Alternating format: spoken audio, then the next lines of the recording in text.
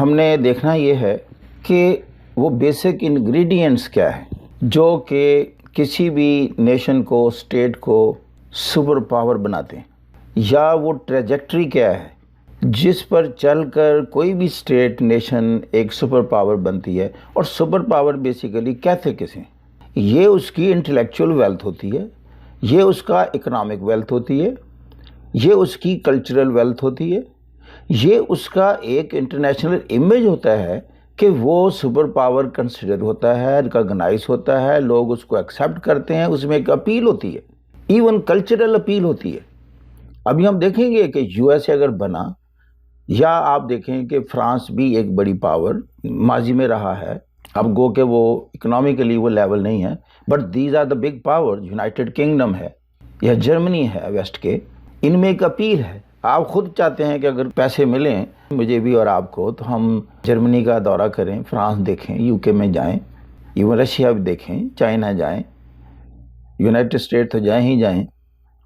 تو چیزیں یہ ہیں کہ ان میں یہ اپیل کہاں سے آتی ہے، ان کی کیا چیزیں ہیں جو ہمیں اٹریکٹ کرتی ہیں؟ کہ جو بیسک انگریڈینٹس میں نے بات کی، جو ٹریجیکٹری کی بات کی، جن لائنز کی بات کی، جو میں نے ورتھ کی بات کی، وہ کیا ہے؟ پہلی بات، that must be a big economic power.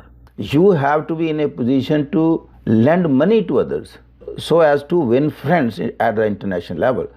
Subsequently, when you are strong economically, you have to build the military muscle.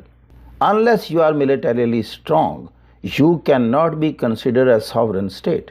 How much you are spending on research and development? Because you have to move with the world. You must have a competitive edge in the innovative, creative fields. Every day you must be coming out with new things which others have not yet developed. پھر آ جاتا ہے your ability to extend loans to the needy nations of the world.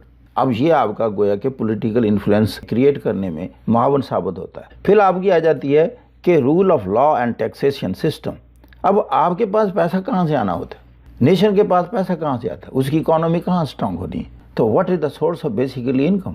یا تو آپ خود business کریں کہ آپ کی فیکٹریاں ہوں، یا فیکٹریاں کسی اور کی ہوں، تو وہاں کا ٹیکسیشن سسٹم جو ریونیو ہے یہ آپ کی طرف آ رہا ہو، آپ کے پاس پیسہ ہو، چونکہ اسی پیسے سے نہ صرف آپ کی سیلریز دینی ہے، پھر آپ نے ویپن خریدنے ہیں، آپ نے ریسرچ اینڈ ڈیولپمنٹ پر لگانا ہے، انوویٹو ٹیکنالوجی میں جانا ہے، لون دینے ہیں۔ ایک ریفرنس میں دے رہا ہوں کہ یونائٹڈ اسٹیٹ سپر پاور ہے، تو میں آپ کو عرض کروں دنیا کا سب سے اچھا اور بڑا ٹیکسیشن کا سسٹم اور network strong United States کا ہے۔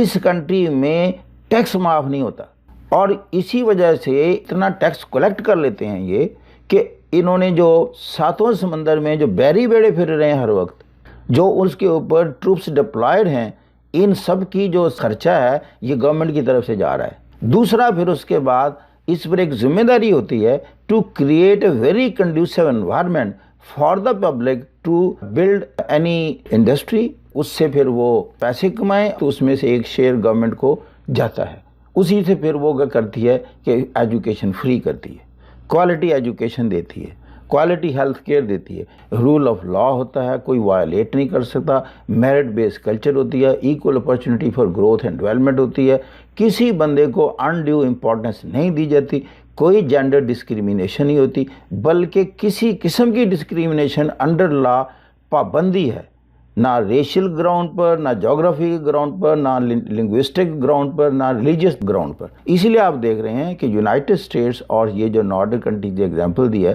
They are the most stable country in the world. اب ہم نے ہر چیز میں کمپیریزن کرنا ہے، کیا چائنا کے ایسے حالات ہیں کہ وہ سوسائٹی کے لیے، پبلک کے لیے پوائنٹ آف اٹریکشن ہے؟ پھر just and fair use of public money, آپ نے ٹیکسز تو کلیکٹ کر لیے، are you in a position to make use of the money in a very just and fair manner, and there is always no to corrupt practices. کیونکہ پیسے ہیں عوام کے، they are accountable before the people. اس میں ایک وہاں institution of public accountability اتنا strong ہوتا ہے، if there is any corruption going on تو بڑے پروٹیسٹ ہوتے ہیں، اور اس کے بعد وہ اس قابل نہیں رہتے کہ ایسی کام کر سکیں، اور آلویز کانشیس ہوتے ہیں اگر ہم نے یہ کیا public will be protesting and public do arrange such protests, جس کی وجہ سے they have to respond and they have to keep into consideration and view the protest of the people, the mind of the people, because ultimately they have to collect money from the public. They have no other source.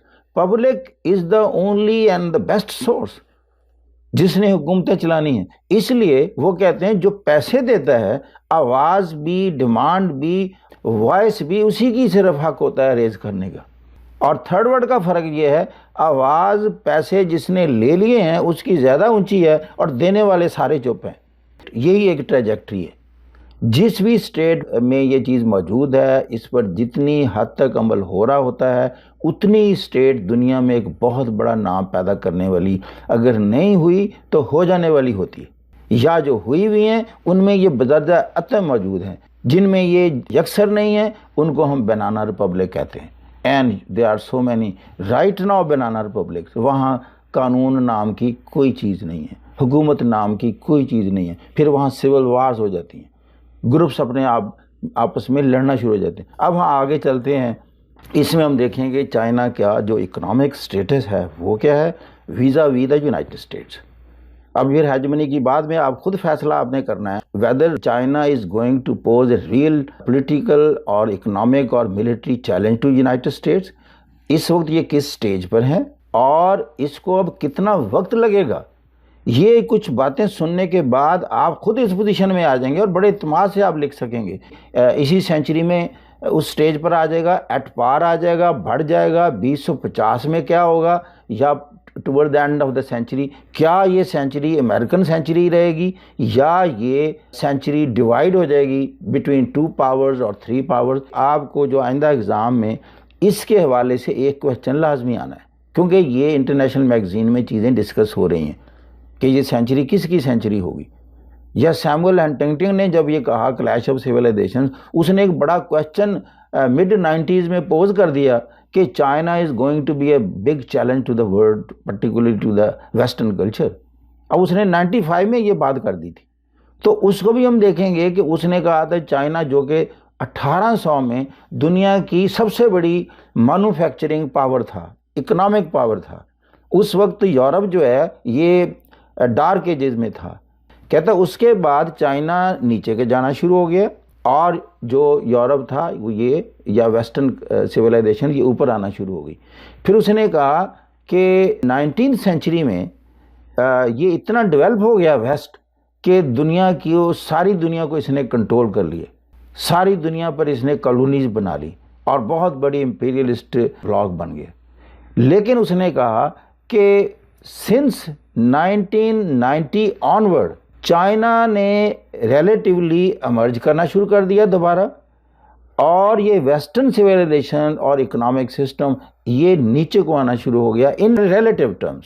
تو لہٰذا وہ کہتا ہے میں force ہی کر رہا ہوں کہ چائنا کا جو پاسٹ ہے وہ اس کا فیوچر بننے والا ہے اور ویسٹرن کلچر کا پاسٹ ہے یہ ان کا فیوچر بننے والا ہے.